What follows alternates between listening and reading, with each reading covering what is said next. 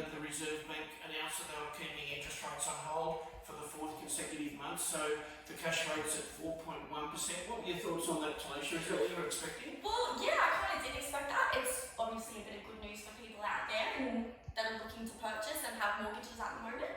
Yeah. Personally, I didn't know whether I was expecting it or expecting a small increase. There'd been a little bit of talk in the days leading up about property prices still increasing, and in actual fact, what's happened is the home price index has actually gone up in September. It went up by, I think it was 0.8 nationally, and in our local area, 0.7%.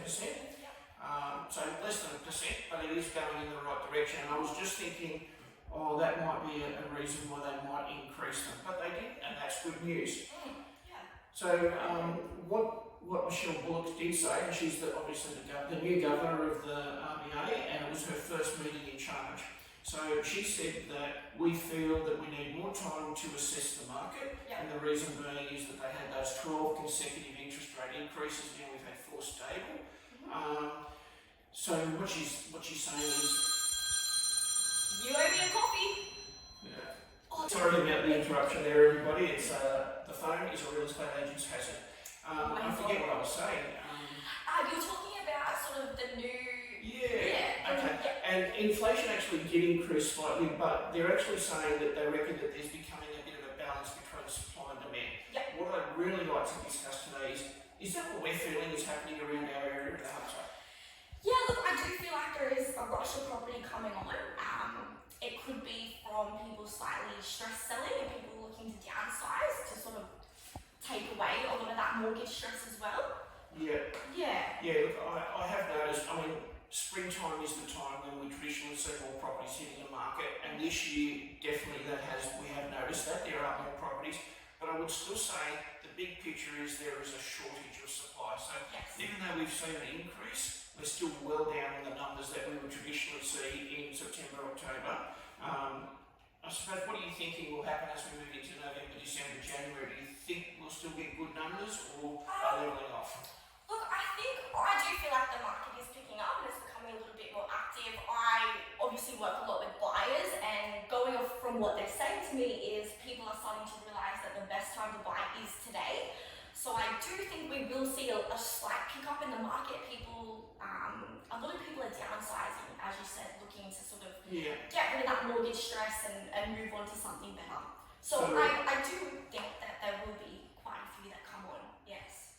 So as an ex-teacher, I would talk about De Bono's black hat, which is the negative side of things. Do you see a negative about the potential market at the moment?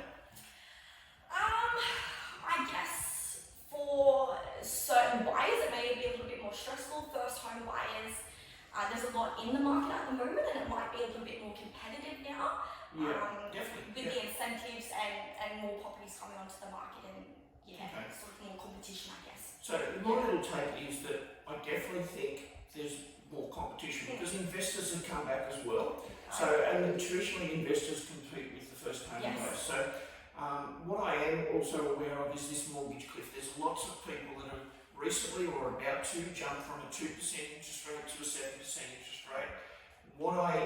My crystal ball, and it's no better than anyone else's crystal ball, but what I think may happen is people in the top end of properties will notice that this increase in interest rates for them as they come off a fixed interest rate is going to have an impact, and we may see some of those people selling to downsize, which is only going to add more stress on that lower end of the market with first home buyers and investors, because you'll have the people that are under some sort of mortgage stress coming in and competing with them, and they will probably have a little bit more money.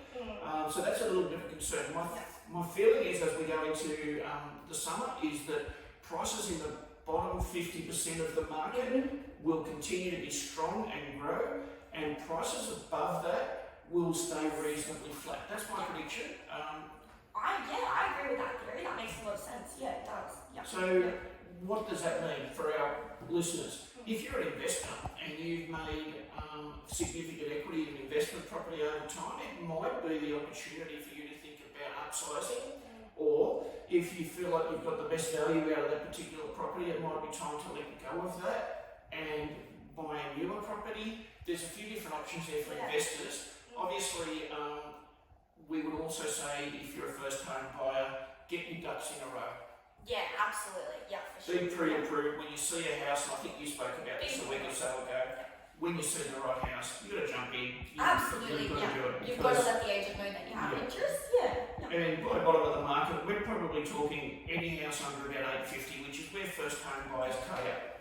Exactly. Yeah. All right. Well, we'll see you next week. But that's our take on what the government's doing with mortgages and finances.